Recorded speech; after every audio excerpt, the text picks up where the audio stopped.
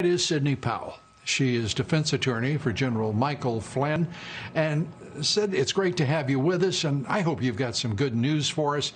Emmett Sullivan has relented.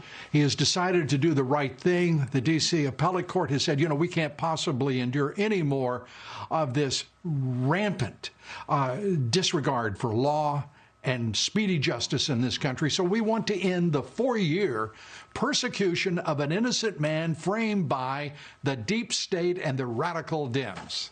Is that what happened? Not yet, Lou. It's been 160 days since the government moved to dismiss the case against Michael Flynn. It's been 45 days since the D.C. Circuit told Judge Sullivan to act with appropriate dispatch. And it's been 15 or 16 days now since the, quote, hearing in his court, end quote.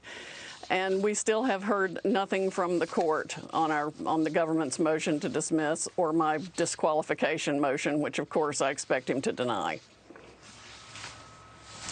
And so the farce goes on. This is political theater, but it's the political theater of 1960s era Soviet show trials. This is preposterous. It is rank political corruption. It's indecency, and it is inhumane. It is everything this country abhors and forbids in its Constitution. How can this be happening to an American citizen in broad damn daylight, courtesy of a corrupt federal judicial system, and specifically one federal district court judge? And the D.C. Circuit is as much at fault too, Lou, because 8 of the judges sent it back to him to do exactly this, ignoring the need for disqualification because he himself was a party, made himself a party essentially by affirmatively seeking rehearing. But it is giving the American public an eyeful. I meant to include them when I said the federal judicial system, but I'll be specific. The D.C. Court of Appeals are a bunch of corrupt, politically corrupt rats, just like so many in the federal judicial system. They're just as bad as the politically corrupt FBI. And by the way, I no longer refer just simply to the top of the FBI or the top of the Justice Department, for there not to have been someone step forward from the rank and file of the FBI to straighten out what is clearly a gross violation of constitutional rights for so many is sickening to me. And I want to get your idea of just what's going on. We look at what is the New York Post is reporting, the conduct of the former vice president, the conduct of his son, the rampant corruption that is ignored while they attack their political enemies, they being the FBI, the Department of Justice, the federal district courts, who behave like they're in third world countries.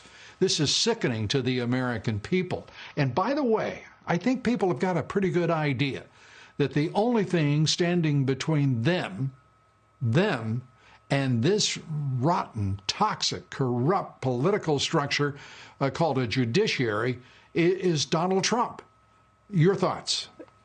Well, that's exactly right. And we must reelect him to give him a term in which he can really start cleaning out the swamp, because he was deprived of all that in his first term from all the fraudulent hoaxes and investigations against him, when they should have been prosecuting the Biden family, the Clinton family, and everybody who was actually lining their own pockets from all these nefarious globalist deals they've been making behind the back of the American public while they've been selling out American interests to the foreigners that have been paying them.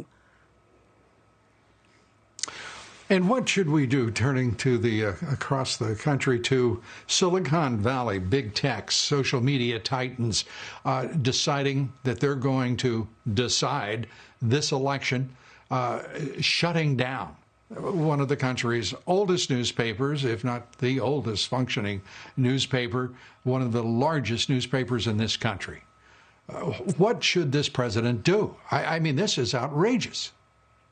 Well, Ajit Pai with the FCC just put out a statement that he's going to engage in rulemaking because they're reading Section 230 too broadly. Congress is supposed to be working on that, but of course they're not making any progress.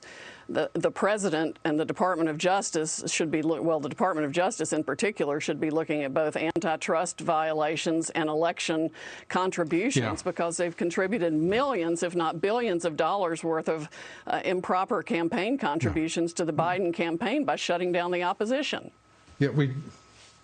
We just reported that Facebook and Twitter both had top executives move over to the Biden transition team just days and weeks before deciding that they would stand up, and they being the Twitter and Facebook, and shut down America's right to know and a free press. Not in the hands of Jack Dorsey and Mark Zuckerberg. Sidney Powell, thanks for being with us as always. Good to see you.